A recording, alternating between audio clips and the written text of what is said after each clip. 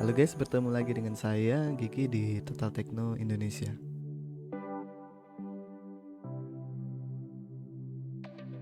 Kali ini saya akan membahas tentang graphic card yang baru saja saya beli, RX 580 4GB X Mining, dan berikut pengalaman saya selama memakai GPU ini selama sebulan. Meskipun harga graphic card sudah turun gila-gilaan, tapi ternyata dompet juga kosong gila-gilaan.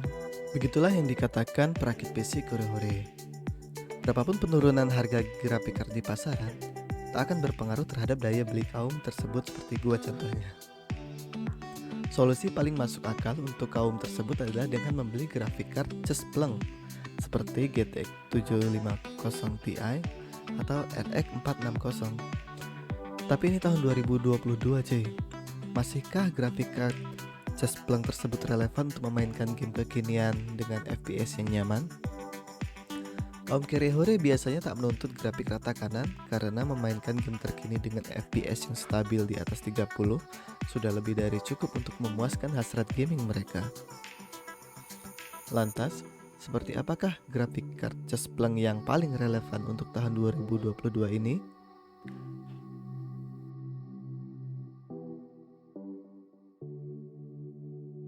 Pasaran harga graphic card ini di marketplace berada di kisaran 1,4 sampai 1,6 juta tergantung kondisi barangnya.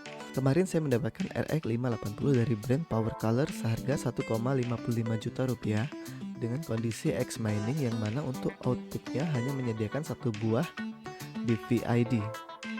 Dikarenakan kebanyakan monitor yang ada di pasaran saat ini sangat jarang ditemukan input DVI-D, maka solusinya adalah dengan membeli konverter tambahan DVI-D to HDMI.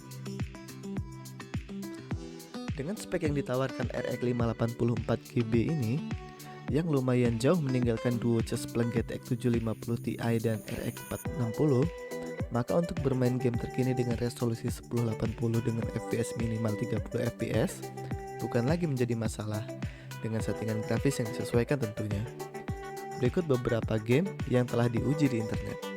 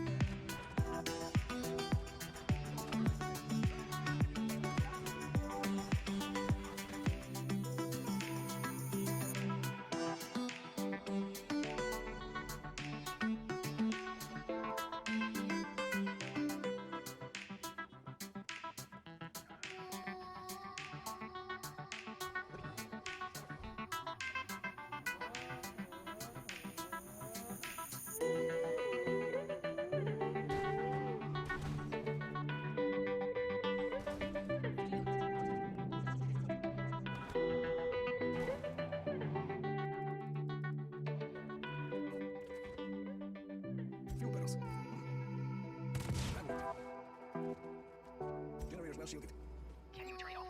I think I used my grappling hook to rip the blade off. And now I guess I shoot it in the guts.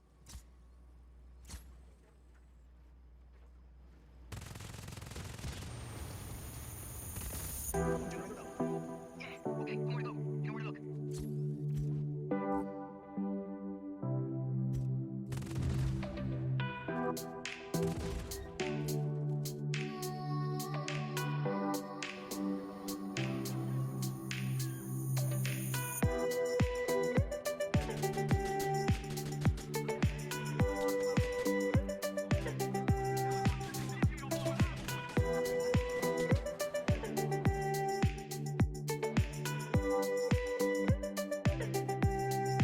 Dapat dilihat dari beberapa tes yang sudah dilakukan bahwa graphic card ini adalah standar Cesplunk terbaru yang paling layak di 2022. Bila kalian setuju, silahkan komen dan subscribe di bawah. Lalu setelah kita ngomongin yang bagus-bagusnya, emang nggak ada yang perlu diperhatikan untuk graphic card ini? Tentu saja ada. Berikut pengalaman saya pribadi setelah sebulan menggunakan graphic card ini.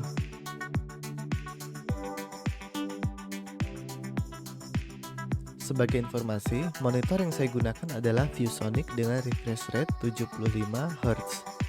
Konverter DVI to HDMI mengunci refresh rate ke 60 Hz, sehingga kemampuan maksimal monitor saya tak akan optimal untuk menjalankan graphic card ini. Lalu, adakah solusinya? Solusinya adalah dengan membuka kuncian 60 Hz ke 75 Hz dengan menjalankan beberapa software tambahan. Bila ada yang ingin tutorialnya, silahkan komen di bawah, maka akan saya buatkan di video yang akan datang.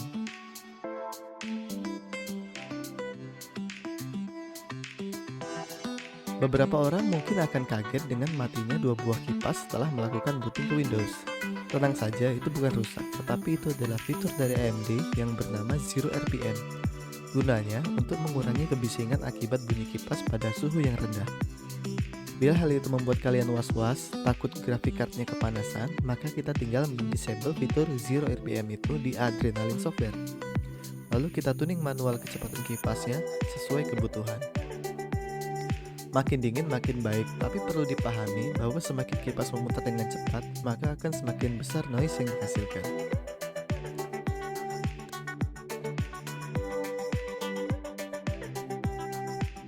Sebenarnya TDP RX 584GB ini termasuk efisien dengan maksimal watt 185 watt. Karena ternyata average power yang dibutuhkan untuk main game dari pengalaman saya hanya berkisar antara 100 sampai 120 watt saja. Hanya saja bila itu untuk beberapa orang yang masih terlalu tinggi, maka solusinya adalah dengan melakukan undervolt pada settingan yang ada di AMD Adrenalin, yaitu software bawaan graphic card dari AMD, atau bisa juga dengan MSI Afterburner. Saya telah mencoba melakukan tes dan berhasil mengurangi TDP sebesar 20%-an dengan penurunan performa yang sangat kecil.